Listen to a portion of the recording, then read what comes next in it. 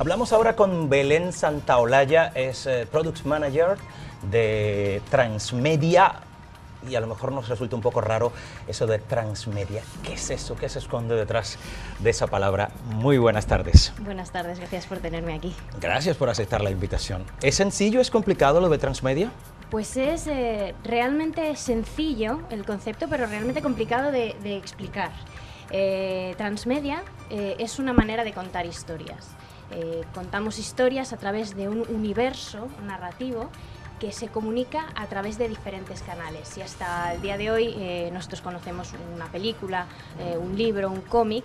El transmedia lo que hace es crear ese universo que se manifiesta a través de esas diferentes canales, entre ellos las redes sociales y todos estos canales mucho más accesibles y más tecnológicos. Y tiene eso que ver sobre todo con las nuevas generaciones, que son las más seguidoras de las tecnologías actualizadas. Efectivamente, el público objetivo de este tipo de narraciones, los que más se enganchan, son precisamente estos jóvenes que quieren acceder a las historias por diferentes canales y quieren acceder a esos mundos en cualquier sitio. Son mundos, digamos, como ubicuos, a los que puedes acceder en cualquier momento, en el metro, en tu casa, en el ordenador, viendo una película. Digamos que es un mundo al que puedes entrar cuando y como tú quieras. Yo me he sentido como esa frase que dicen, si no sabes informática o nuevas tecnologías, te sientes como analfabeto en este mundo. Yo me he sentido con el tema de transmedia un poco perdida, y lo que decía justamente Joaquín, las nuevas generaciones están como muy metidas en eso, pero los que nos vamos quedando atrás quizás estamos un poco raros. Por eso a mí se me ha hecho un poco difícil entender el tema. ¿Hasta dónde he llegado? Dime tú si es que voy bien. Por ejemplo, una película, y yo la puedo ver, esa película, en diferentes plataformas comunicacionales, ¿no? No es algo por ahí. ¿Ya ves que no he entendido bien?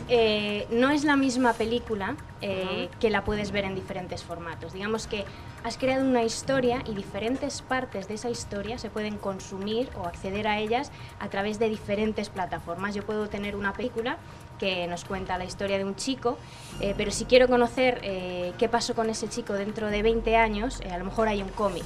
O si quiero saber quiénes fueron sus padres, a lo mejor hay una webserie. Digamos que son diferentes partes de la historia que se complementan entre sí, pero que no es como una película que la tienes en el cine y luego en DVD y luego está la novela. No es la misma historia, son partes de la misma historia que se complementan y enriquecen. Una especie de puzzle, de rompecabezas digitalmente hablando, ¿no? Efectivamente. Una de las imágenes que se utilizan para representar este tipo de narrativas es el puzzle.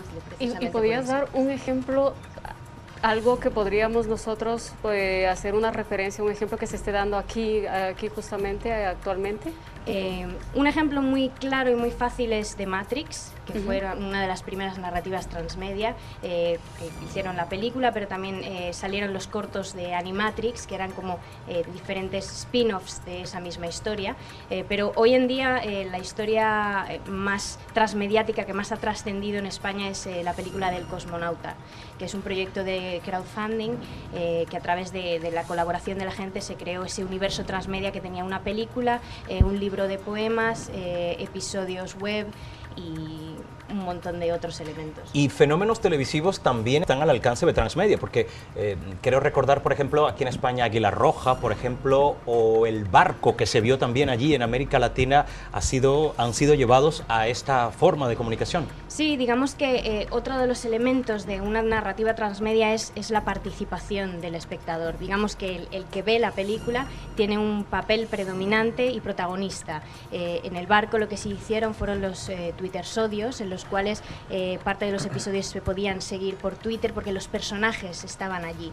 Digamos que le estás dando vida a esos personajes que los veías en la ficción, pero puedes comunicarte con ellos y seguir sus comunicaciones como si fueran reales. Bueno, está interesantísimo. Yo decía lo del barco que llegó a América Latina, quizás con toda la intención del mundo, porque siguen aquí en el estudio, en el plató de Iberoamérica Televisión, dos compañeros, Daniel Cristancho y Héctor Puche, que vienen hace ya mucho tiempo vinieron, para entendernos, hace ya mucho tiempo. Vinieron desde América Latina, pero que imagino que se mantienen muy conectados con la realidad que en este sentido digital sucede en países del otro lado del mundo. ¿Nos vamos en barco hasta allí o qué? Claro, Joaquín. Y no solamente porque vosotros ahora mencionabais algunos formatos, como lo que era el formato audiovisual, el formato web, pero decir también que esto también, por ejemplo, está afectando en mucho lo que viene a ser el papel del libro y a plantear mucha reflexión sobre lo que va a tener el libro en papel. Vemos ahora pues muchos formatos en los que se puede ya, digamos, digitalizar el libro o las obras que antes se leían y antes tenían que pues apilarse en grandes contenedores y en grandes pues plataformas, ¿no? Ahora mismo me viene a la cabeza una novela de un autor que se llama Fernando Marías, que también plantea un poco la narrativa de transmedia, en el sentido de que mezcla varios formatos para contar una misma historia, ¿no? Entonces, el lector de esa obra ya no es solamente lector, sino que también puede ser autor, porque va cambiando un poco la manera en que lee. Pero si me retrotraigo todavía más, yo diría incluso que esto viene de muchísimo antes, porque estoy pensando incluso en Rayuela, en la famosa novela de Julio Cortázar, que en el año 62, estamos hablando del año 62, en pleno boom literario latinoamericano, ya planteaba una manera diferente de leer, y era simplemente que un lector podía acceder a los capítulos de una misma obra en el orden que quisiera. Entonces, claro, el resultado de la obra era particular para mí y para el otro que quisiera empezarlo, o sea, por otra manera. Cada quien, digamos, que hace una adecuación de los contenidos. Héctor, ¿a ti cómo te llega todo esto? Una de las cosas que me ha parecido muy interesante son los book trailers. No sé si lo han escuchado hablar, que realmente puedes acceder a la información de un libro que va a salir, pero de una manera audiovisual. Eso es bastante novedoso.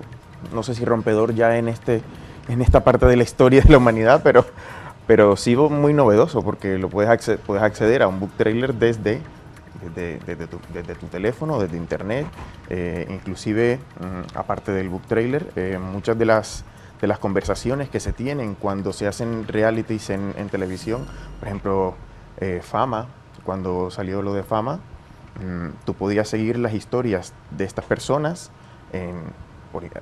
tenías o sea, a través de una llamada, podías darles o consejos, o podías preguntarle algo a esa persona, acceder a través de internet, es decir, había la participación que perfectamente lo has explicado tú. Entonces, Belén, ¿hay mucha demanda en realidad en España de estas nuevas plataformas, de estas posibilidades? Sí hay demanda por parte del público. El público, que cada vez está más atomizado, quiere historias que resuenen con lo que les pasa. Quieren historias que tengan que ver con lo que cada uno está viviendo, ¿no? Una experiencia personalizada. Lo que pasa es que todavía esto está empezando y muchas cadenas de televisión, muchas productoras todavía no saben muy bien qué es esto del transmedia, no saben de qué estamos hablando, ¿no? Entonces va a haber un tiempo de adaptación, pero es lo que el público está demandando. ¿Y tiene que ver algo el contenido? ¿Hay alguna diferencia especial con el contenido o es todo aplicable a este tipo de modalidad? Cualquier contenido es susceptible de ser transmedia si forma parte de un plan global, de un universo narrativo. No es casual, digamos que no puedes de repente inventarte algo 3 años después e intentar que forme parte de la misma historia porque ha tenido mucho éxito y porque quieres vender más, sino que tiene que ver con una historia pensada de antemano y que quiere ser transmitida por diferentes canales. Joaquín, pues sí, yo lo veo como una gran gincana, porque realmente la gincana, si quieres jugar a una gincana, debe haber una unidad, es decir, sabes cuál es el juego, hay un principio y un fin, pero puedes tener muchas variantes para poder llegar al final. Entonces sería como una gran gincana, yo lo veo así. Efectivamente tiene mucho componente de juego y de gamificación, ¿no? O sea, el espectador se siente parte de ese juego, e incluso hay diferentes tipos de espectadores. Hay aquellos que van a ver solamente la película y ya está, y se van a satisfacer con aquello. Serían los más clásicos, ¿no? Los clásicos, pero hay diferentes capas que diferentes tipos de espectadores pueden ir escarbando para ir satisfaciendo su curiosidad, ¿no? Claro, porque lo que dice Belén es muy cierto, porque la clave de estos contenidos transmedia está en la inmersión. Es decir, el espectador o el lector, o como se quiera que se le llame a este nuevo agente que consume, necesita estar allí dentro. porque si no está allí dentro, él siente que la historia se le escapa. Entonces lo más importante es que tenga un nivel de inversión muy alto y que él sienta que es parte de lo que le están contando. Yo creo que yo creo que el Érase una vez y el colorín colorado, este cuento se ha acabado, ya no existe.